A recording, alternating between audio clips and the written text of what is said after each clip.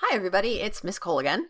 And I want to talk to you about literature. But before I get into the concept that we're going to be studying today, I want to talk to you about why it matters.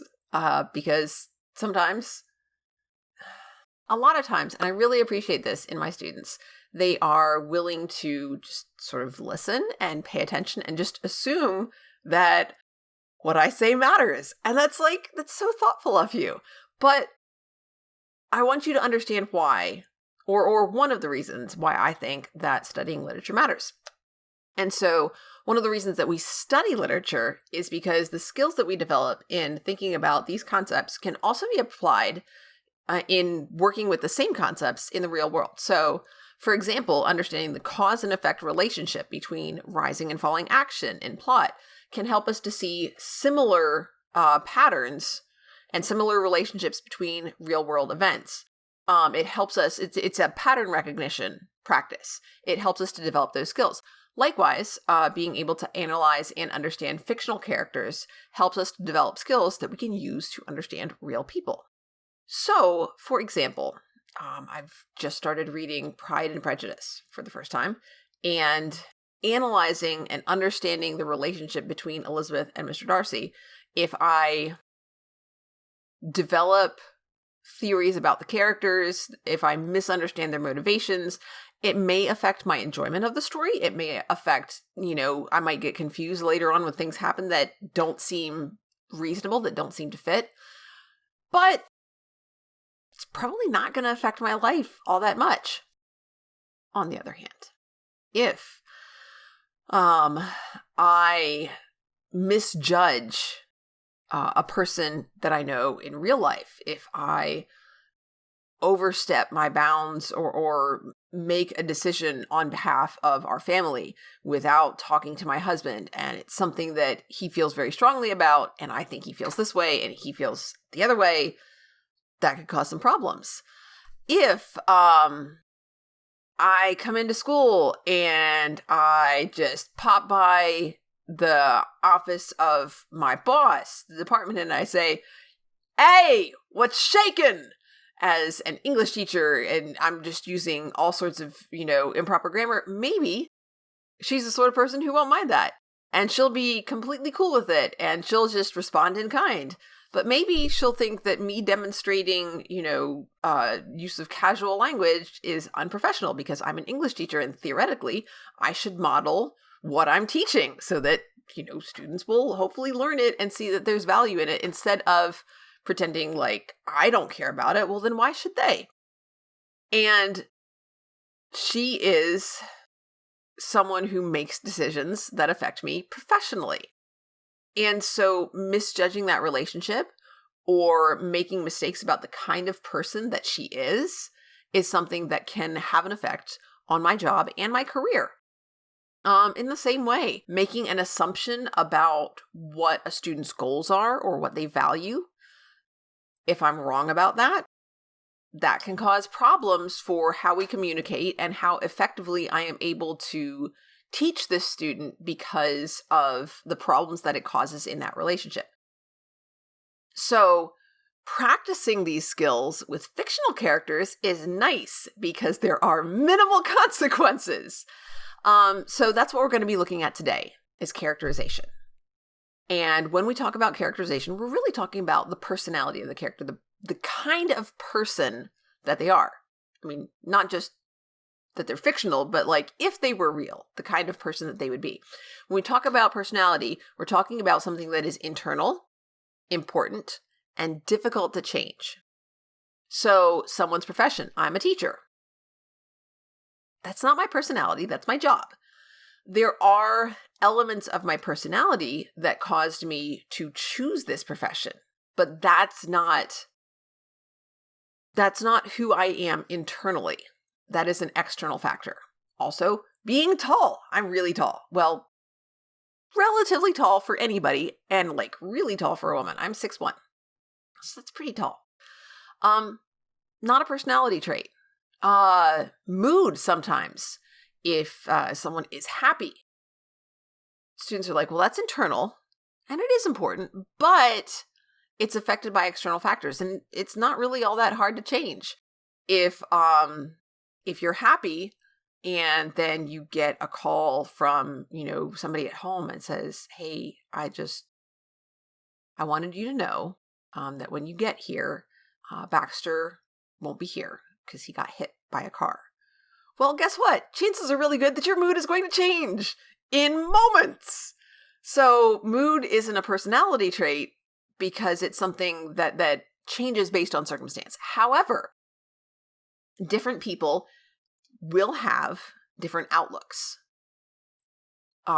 Whether someone is optimistic or pessimistic, for example, that is more than just their day-to-day, externally influenced, situationally influenced mood. Whether someone tends to look at things in a general sense every day from a more positive or negative perspective, whether they see, this is a really bad thing, that Baxter got hit by a car and was killed. They can acknowledge that that's a bad thing, that they feel sad about it. But at the same time, for some people, it's easier, or they are more practiced in finding, remembering the good times and, honoring that memory, or, knowing that they'll get through it, that they have the support that they need, telling their friends, there are different ways of dealing with the situation. And so those are personality traits, the things that stay with that person. So other personality traits might be things like being shy or being hopeful, being skeptical, forthright, bossy, imaginative, sneaky, sensible. And I hope that you can come up with some others on your own, and that you can see how each of these can be positive or negative depending on the situation, as well as the way that it is written in the story, the way that the narrative presents this trait may be more positive or negative. And also that you can see the way that each of these is internal. It's not external to the character, and that it's something that is not impossible to change. Like an optimistic person can become pessimistic, but if it's something that is truly central to their personality, it's something that will take major events, often through the course of a story, to change. And we'll talk more about that change later on. So one of the most important things is thinking about how we decide, or how we not so much decide, because we don't decide it for somebody else, but how we figure out, how we determine what kind of person somebody is. So think about this in real life terms. The people you know, or just people in general. How do you figure out what kind of person they are? Well, it's really interesting to me that when I go over this in class with my students, they always come up with the same thing first. Every single time, without fail. I've never had a class come up with something else first. Their actions. What they do. What we do says so much about who we are, what we value, and the type of person that we are. It's probably the most reliable way to make that kind of judgment about somebody. Now, obviously, the more you get to know somebody and the more you see them do things, the more you do things with them, the more information you'll have and you'll get a fuller picture. But just in terms of types of behaviors, the more information you have, the better. The less information you have, the less reliable your decision's going to be. But sometimes, we make decisions based on the information we have. It's, we can't avoid making these judgments. It just kind of happens subconsciously. But there are other things besides that aren't as reliable, but still allow us to have some information. The way that they treat other people, the way that they, just the way that they do things, the way that they respond to situations. Often response is a very strong indicator of the type of person somebody is, especially in a stressful situation, the way that they respond to that. That's part of why characters going through conflict in stories helps us understand the kind of person that character is. So then generally I move on from there. We say, okay, we said actions, but those aren't the only ways that we judge people. We say actions speak louder than what? Well, words. And what someone says also tells us about that person. Sometimes not just what they say, but what they choose not to say. The way they present things. And I'm not just talking someone's accent or their speech mannerisms. That's part of it. But also the things that they choose to talk about, the things that interest them. All of those things tell us something about that person. The way they describe themselves. Ooh, that's going to be really important. Because that tells you not just how they think of themselves, but how they want you to think about them. So all of that's really interesting and helps us understand that character. When I go past that in class, I generally say, okay, what about when you're out in the halls and there's somebody that you pass in the hall and you haven't seen them do anything. You hopefully weren't listening in on their conversation, so you haven't heard them say anything. But you can still, subconsciously, you do still make judgments about what kind of person they are. And if somebody asks you about them later, you might have some things that you could say about them. What is that based on? You didn't see them do anything. You didn't hear them say anything. It's based on their appearance. It's based on what they look like. And here, this becomes a little bit difficult because we usually go into a conversation about, should you judge people based on what they look like? And always my high school students are very clear to say, no, it's not right to judge somebody based on what they look like. And then I just wait. And that is then followed up with, well, but, and so we start talking about what we mean by that, because we totally judge people by what they look like. And when we say, it's wrong to do that, well, what do we mean? What makes it wrong? And so the notes that I give them focus on what I refer to as chosen appearance and natural appearance. So chosen appearance is things like the clothes that you choose to wear. I'm so grateful. And I say, all of you have chosen to wear clothes today. Thank you so much, because otherwise you probably wouldn't have made it to class before somebody stopped you and said, you can't be here without clothes. So everybody has clothes. And I usually also add, how many of you raise your hand if you dressed yourself this morning? And invariably, this is usually a lesson that comes in pretty early in the term. Invariably, I will have some students who don't raise their hands. Some of them, it's because they're like kind of beginning like, are we really supposed to raise our hands for this? It's kind of weird. And some of them are just like, no, I didn't dress myself. My mama put my clothes on me, and they're just being goofballs. So it's a great way to identify some of the goofballs. But yes, you have choices of what to wear, and you made a decision. Hopefully it was in part because this is clean. And, but at the same time, what's clean and what's not? Well, the clothes that you have, is this something that you picked out at the store, or was it something that someone picked out on your behalf? And if so, who was it? Was it a gift? All of these things kind of tell us something about you and the way that you want other people to see you. Beyond clothes, things like your hairstyle, things like your posture.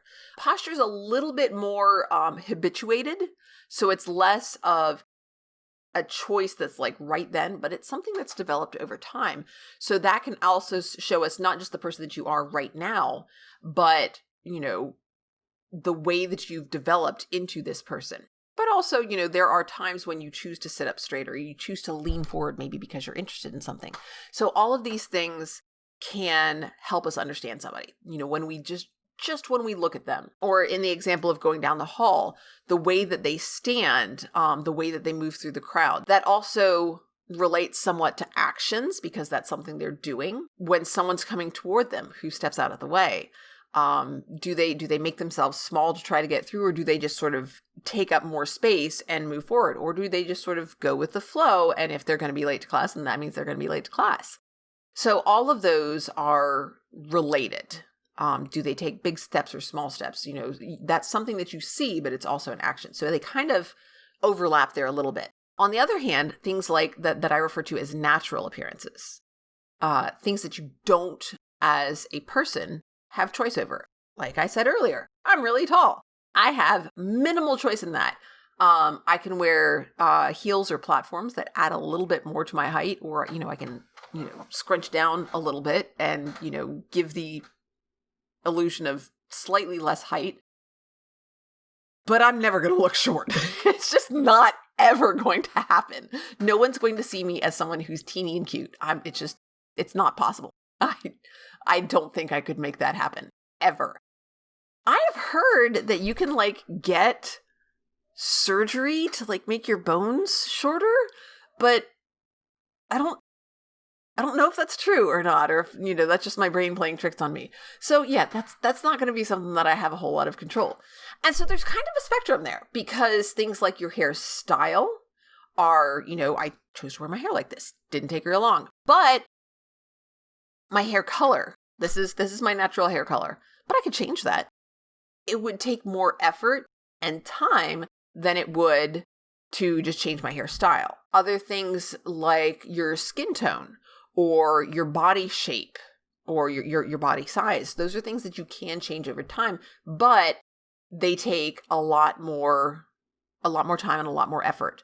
And so that, again, that tells us something about that person, because again, that becomes more of an action.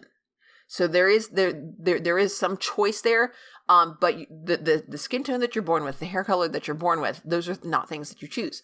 On the other hand, in fiction, it is chosen. It's chosen by the creator, whether that is the director if it's a movie, or the author if it's a book. That's a choice that creator made. And that, as a result, because it's an authorial choice, it matters. So it's important to the story. Maybe not the most important thing in the story, but it's something that affects the story, whether the character is male or female, whether the character is what nationality the character is, how old they are during the story. All of that matters. Even though it's not something that the character is choosing, it's something that was a choice. And it's important that we remember that. And it's also important that we take that into account when we're making judgments about people in real life. There are things that they have control over, and there are things that they do not have control over. And we need to think about that as we're deciding what kind of person we think somebody is. Another example of this that is not related to appearance is names. In class, one of the first things that I have students do is tell the class a little bit about themselves. And one of those things is they start with their name. And on the first day, I have a roster. And I seat students alphabetically so that I can tell who's who and who's there and who's not. And I don't call out attendance. I take attendance based on which seats are empty. And then I have students introduce themselves to me, and I've got the roster in front of me. And some of them do not introduce themselves using the name that is on my roster. And I am very careful to make that change immediately. I go by what they say, because that's their choice. And that's a sign of respect to call someone by the name that they use to introduce themselves. It's something that I feel is very important. So, or they will say their name in a way that I look at it and I'm like, oh, I wouldn't have said it that way. So I'll write out a phonetic spelling. So that's really important. So, but the name, the family name, as well as the name that they were given by their parent or guardian, or, whomever, is not something that's a choice. The name that shows up in my, on the grade book in the computer, that's something that they carry with them. But, the name that they choose to go by, that changes. Some of them go by their middle name. Some of them go by a nickname. Some of them go by something completely different. And I have no idea how they came up with it unless they choose to tell me. So all of that tells me something about them, especially in the case of, as a teacher, when there's a family name. It tells you, some names are common, but especially based on the appearance of the student and the relative age, sometimes about siblings or parents. And that's going to affect how you think of them. And it's not something that they've chosen, but it absolutely happens. It's like, oh, you're from this family. I've had your older sister, older brother, or I have a few former students who are friends with me on Facebook, and they have kids who are getting older, and so it won't be too much longer before I can say, oh, I had your mom or I had your dad as a student. So that's coming up there. So all of those, some of that is based on choice, and some of that is not. I'm going to be doing a video later on about the way that authors choose names, and I'm really excited about that because it's one of the first things that we get to know about a character, and it tells us something that the author wants us to know. It's so interesting. I really find the naming of characters to be a lot of fun. So then I go beyond that, and I say, all right, so how many of you, when you looked at your schedule and you saw that you had Miss Cole's English 2 class, how many of you had some sort of idea or had some guess about what you might expect? And half the hands in the class will go up, maybe. It depends. It varies class to class, but about half will say, yeah, I had some idea, and some of them just, come right out and say, people said this, people said that, people said you give a lot of homework. Yeah, I get that. Not so much in 2020, because holy heck, that was a year. But we're past it. Hopefully things get better really soon. Yeah. I do give homework because I believe that practice is important, and homework gives you the opportunity to practice. So I don't think I give a lot of homework, but it's a thing. So I say, well, how, you hadn't had my class before. How'd you know that? And they say, well, so-and-so told me, and they had your class. So we talk about, I sort of try to guide them to this, and this one's a little bit more challenging. I say, all right, so the things that people say about you make up your what? And they say, gossip. I'm like, no, that doesn't, it doesn't make up your gossip. They're gossiping, maybe, eventually. I lead them to the point of, it's your reputation. Your reputation is what other people think or sometimes say about you. And we talk a little bit about whether it is appropriate, reasonable, right to judge someone based on their reputation. And this one, again, gets a lot of, well, and so kind of the consensus that we generally get to is that it's okay to take that information into account. But you should kind of reserve judgment and look at the more definitive elements, actions, especially in speech, and weigh those, give those more weight. But when you're going into a situation with somebody that you don't know, that, their reputation, what other people have told you, may be the only information that you have. And that's okay. That will shape your first impression, your first opinions of this person, and that's okay. But to be willing to change your opinion, to make a different choice, to make a different judgment based on new information it's important to be able to do that, should it be appropriate to do so. We also talk about how when someone else tells you something, you're learning not just about the person they're telling you about. Remember that speech is also one of the elements of characterization. It also tells you about the person who's saying it. Their speech tells you about them as much as, and maybe more than, it tells you about the person they're talking about. So we definitely consider that as well. And then I go to what I consider to be the final element of characterization, or at least for personality. If you come up with others, let me know in the comments, please, because I'd love to hear them. And I say there's one that we can only really know in fiction. Movies, books, TV shows. What is it that a creator can reveal to you about a character in fiction that you can never, ever know in real life? They think about this a little bit. And generally, sometimes I do occasionally have to give it to them. But generally, somebody will come up with their thoughts. Especially in a book. In a movie or TV show, it's usually done with a voiceover. So it's not as common because it's kind of, it pulls you out of the narrative somewhat. But in a book, often by either using single quotes or by putting in italics, the narrator can let you know exactly what the character is thinking. And so this plays into looking at what they say versus what they're thinking, especially when there are other people around. Why are they thinking this instead of saying it? Obviously, if they're by themselves, This isn't a play. They're not going to say it out loud. There's no point to that. Hi, kitty. But it does tell us about what's going on with them. We also talk about the difference between conscious thoughts, which you choose to think about, sort of this dialogue with yourself that goes on in your head, versus subconscious thoughts, or ones that are more related to what's going on around you. If the door slams and you're like, ow, that was loud. You wouldn't have just decided to think that on your own without the influence of what happened in your environment. So in some cases, your thoughts are a response to your environment.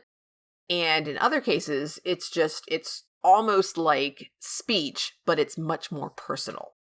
And so especially when there are other people around, what someone chooses not to say tells you a lot about them. Thinking about, why don't they want to say this? Do they just not want to interrupt? Are they insecure in themselves? Is it something that they know other people would disagree with? Is it something that's just not related to the topic at hand and they're just, not really paying attention? So there's all different sorts of reasons that somebody might choose not to say something, and knowing why or guessing at why helps us understand who they are as a person. So to review, the ways that we determine someone else's personality, are their actions, what they do, their speech, what they say, their appearance, what they look like, whether that's natural or chosen, their reputation, what other people say about them, and in fiction only, their thoughts. By the way, if you figured out how to tell what somebody else's thoughts are, like, if I had a superpower, if I could choose a superpower, it would totally be telepathy, because I think that would just be so interesting. There's a book, The Knife of Never Letting Go. And this comes up a lot in fiction that, being able to hear everybody's thoughts would be so terrible. I don't think it would be. It wouldn't necessarily drive you crazy. You just, there might be a lot of noise, but you get used to it. I just think that would be so cool. So if you figured out how to do that, let me know. I'd really like to know. So we also have character categories. So some of the types of character categories that I'm going to go over in this lesson are static versus dynamic, round versus flat, and protagonist versus antagonist. And it's important to realize that each of these is a set group. So it's not that a character can be static or flat, or that a static character is always flat, or they're separate classifications. And so a character can fit in either of these pairs depending on, what the story is. And a lot of times students will get the categories conflated. So just remember, they're pairs.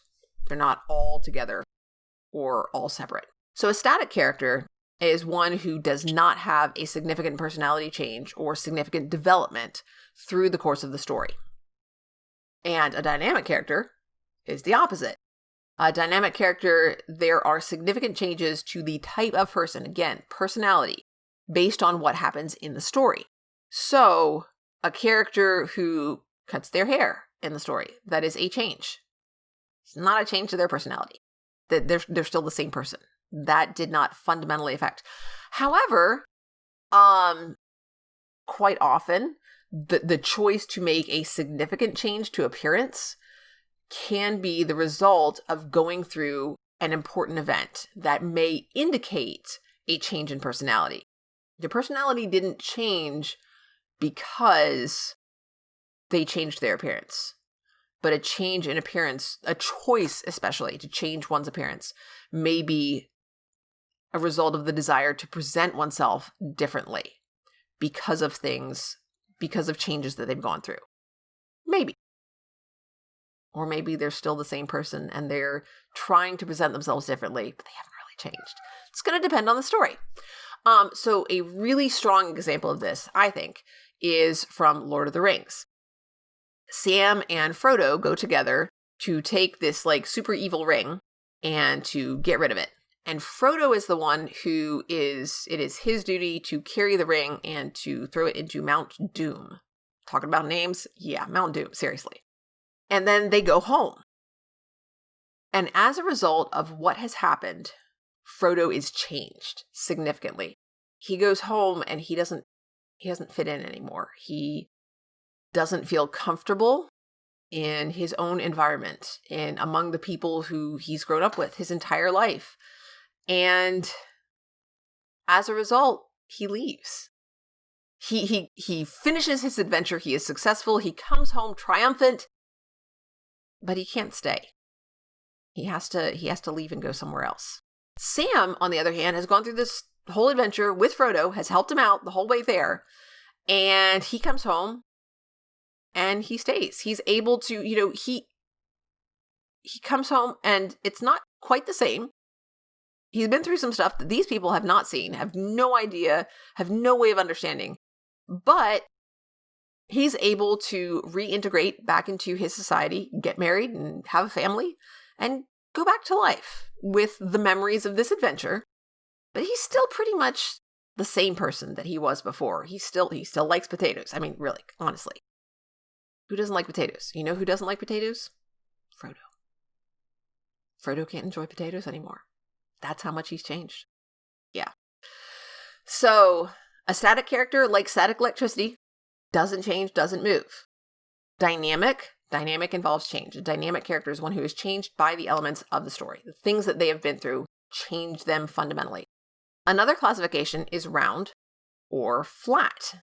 A round character is one who has many different personality traits, and some of them may be opposing traits within the same character. Like they may have internal conflict often comes around because of conflicting values. Like, this is important to me, but this is also important to me, and I can't do them both, or I can't support them both. So which do I prioritize? This often makes for some really good story development. On the other hand, a flat character is only going to have a few traits, maybe even just one. They tend to be archetypal, or in a story that doesn't come off as well, they can come off as stereotypical. Often, a character that we spend more time with, even if they start out as a flat character, they do more things, there's more story that develops. We start to see them in different ways, and we find out that there's more to them than we found out at first. But a flat character is more likely to be such as the domineering teacher, Professor Snape.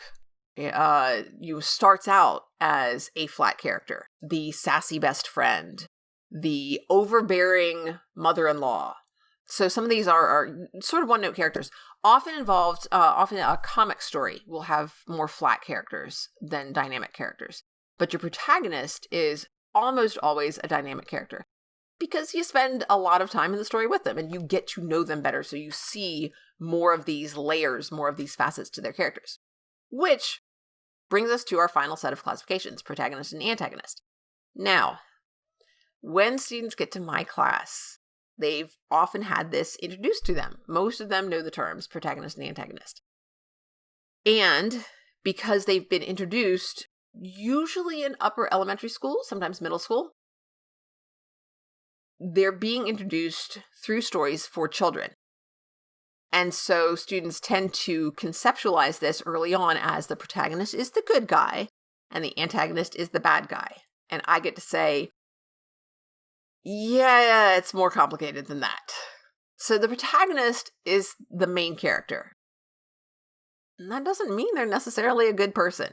What you want to ask yourself is, whose story are we telling? I've seen this change throughout my career.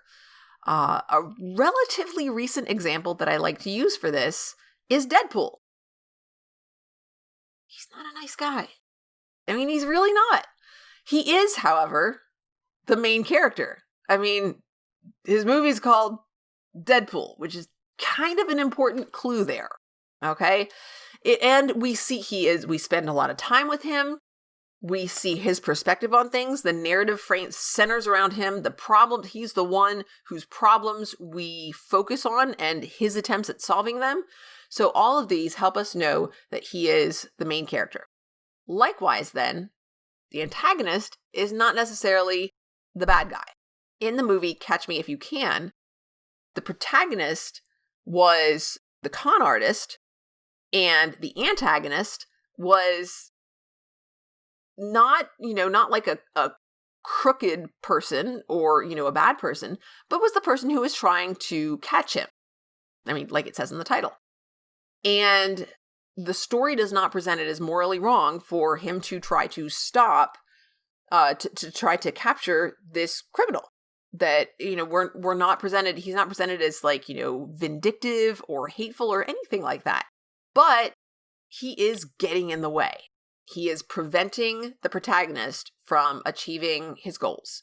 And that's what an antagonist is. The antagonist is the one who gets in the way between the protagonist and their goals. In terms of conflict, when we talk about versus, when we talk about man versus man, the protagonist is the first one, the antagonist is the second one, the one who is getting in the way of the protagonist achieving their goals. Whew. So that's a lot to go over. I hope that it is helpful as you think about stories, because that's why it's important. It helps us understand stories and why they work the way they do. And then we can take that understanding. So in a practical sense, we can take that understanding and apply it to the world around us, to our interactions with other people, and to the choices that we make. But I think in addition to that, from a not completely practical sense, it can help us understand stories in a deeper sense and appreciate and enjoy them more. And I'm kind of in support of more enjoyment out of life, especially now that 2021 is finally here and we can move on from the challenges of 2020. Stay healthy, stay happy, and have a great 2021. Bye, everybody.